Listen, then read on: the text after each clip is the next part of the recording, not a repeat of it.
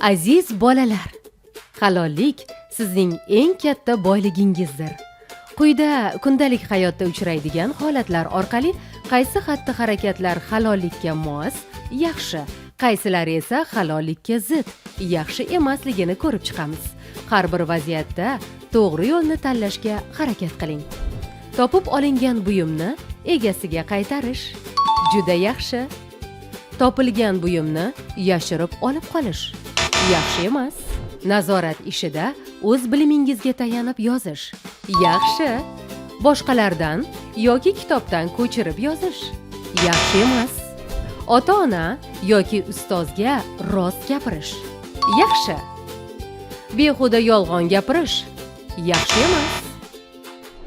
Do'stingizning haqqini hurmat qilish yaxshi. Do'stingizning pulini yoki buyumini ruxsatsiz olish yaxshi emas. Berilgan vazifani o'z vaqtida bajarish yaxshi. Vazifani bajarmay bahona qilish yaxshi emas. O'yin paytida qoidalarga rioya qilish yaxshi. Yutish uchun qoidani buzish yoki g'irom qilish yaxshi emas. Sinfdoshlaringiz yutug'idan quvonish yaxshi.